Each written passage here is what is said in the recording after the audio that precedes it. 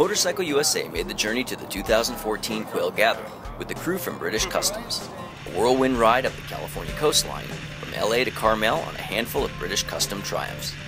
After a 350-mile journey Thursday, it was right back into the seat of British Customs' Tribute bike the next morning for the 2014 Quail motorcycle ride. The Tribute, a street tracker based on a Triumph Bonneville engine. It was a parade-like atmosphere as an interesting collection of machinery took off from the Quail Lodge on our way to the first stop, Mazda Raceway, Laguna Seca. It was a free-for-all as over 100 motorcycles took to the track, old and new alike. After the first straight, we were able to open up the Tribute tracker a bit, enjoying the magic British Customs worked on it with every crack of the throttle.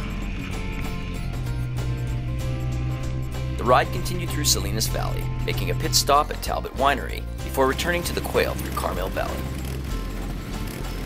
The next morning, many of the same vintage motorcycles that participated in the ride have been shined, polished, and entered into the Quail Motorcycle Gathering.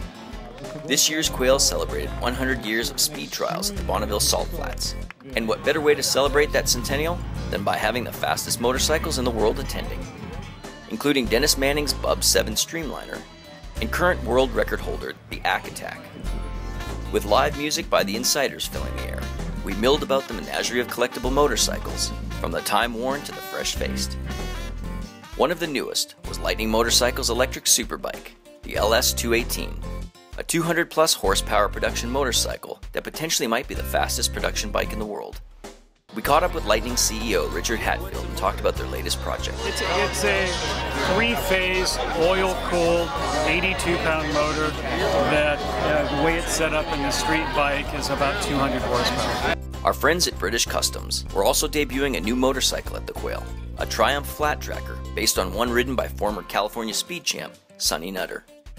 BC's Jason Panther gave us the lowdown on their latest project. We worked with Sonny Nutter on putting this together. It's kind of a model after his style bike that he says has the vintage flair. We've been known for a lot of modern classic stuff, and form and function and easy design has always been a constraint in everything we do.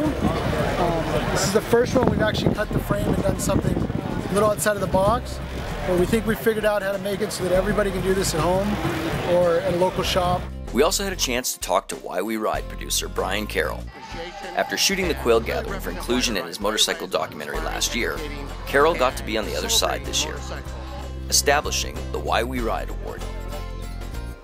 While there were many award-worthy motorcycles entered in this year's show, it was Gene Brown out of Denver, Colorado, who earned Best of Show honors for his 1932 Vincent HRD Python Sport. A Vincent with a 500cc Rudge single for an engine to go along with its high gate silencers. Offering 2 days of riding, camaraderie, and showmanship, the Quail has its own distinct signature among industry events. With approximately 260 machines on display and over 2,000 people coming through the gates this year, the Quail Motorcycle Gathering continues to establish itself as one of the premier events for collectors, restorers, and enthusiasts alike.